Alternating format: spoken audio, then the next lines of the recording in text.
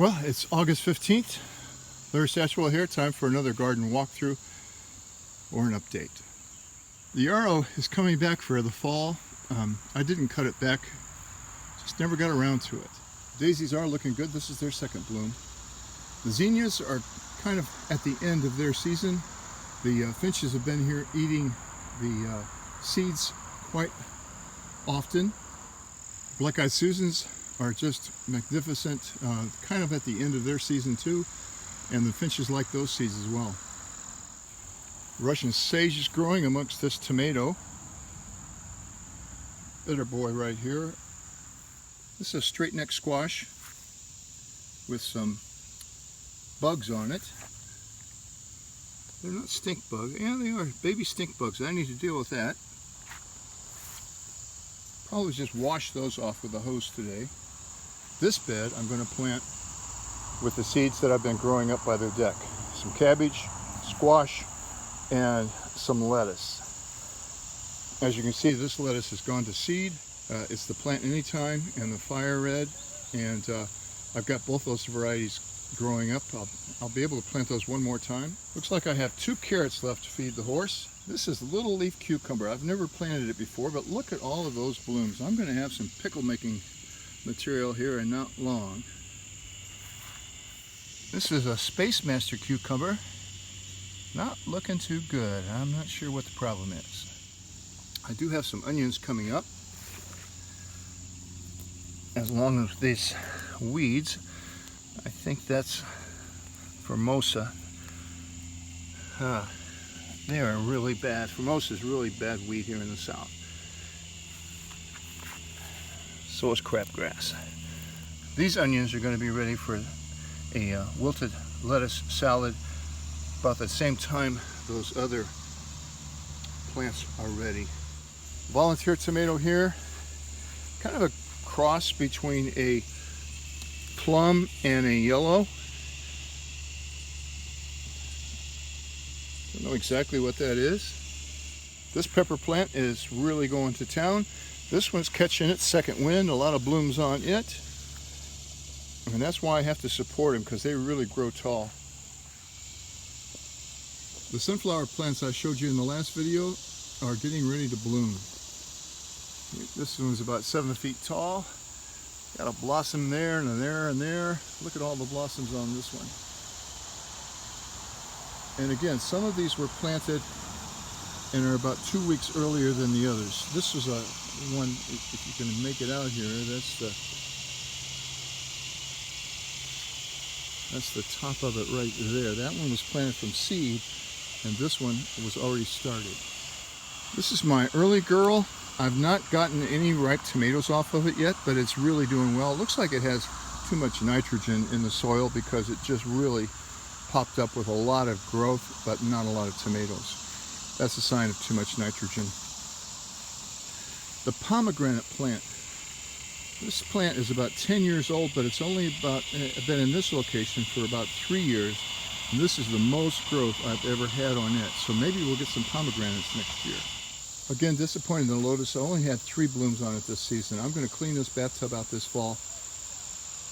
See if I can't get some more blooms next year. Jerusalem artichokes are in amongst this jasmine. They're going to come up through here, and they'll be blooming in about the next video. About 3 weeks, 2 weeks. This tomato plant broke off when I was trying to pull it up, and it's a homestead. And again, too much nitrogen in the soil, so we have a lot of leaves and not a lot of tomatoes. These 2 little plants here were planted from seed. These sunflowers are going to be really pretty this fall. My second crop of corn, doing well. I have it strung up here because we've had several strong storms here lately, and in a strong storm this corn tends to get bent over.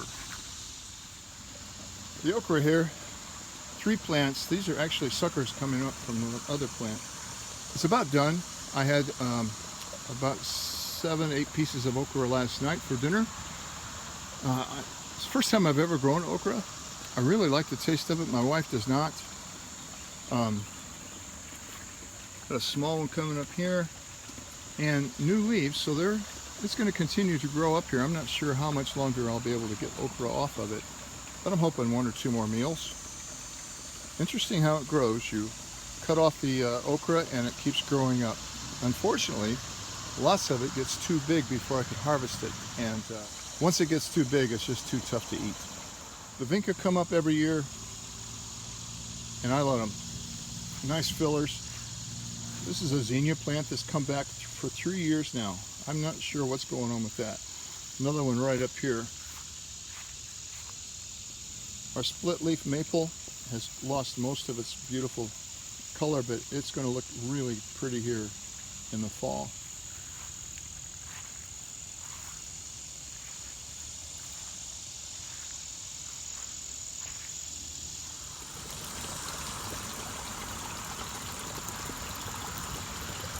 If you follow my videos on gardening, you might remember that this was an old piece of mattress that we were throwing out, and I disassembled it, took the metal to the recycling center, and this was left over. It's kind of, I think it's called wood. Well, it's like shredded wood, but it's been a great mulch all summer. I'm gonna put my cabbages in here. These were a free plant from Baker Creek Gardens. They came up really well. It's a little bit early for cabbage. This stuff is tough. It's hard to break through. But in the past, I've waited until October to plant it, and it's never done very well. Boy, it's really dry under here. That's surprising. That's really dry. Huh. So maybe it's not such a great cover if you're looking to water your plants. Can't believe how dry it is. We had a big storm the last 2 nights in a row. I'm talking probably 2.5 inches accumulated over those last 2 days, and it is dry as a bone under there. So I'm going to plant this one at the edge of it in the straw here. I really have mixed feelings about this borderless bed here.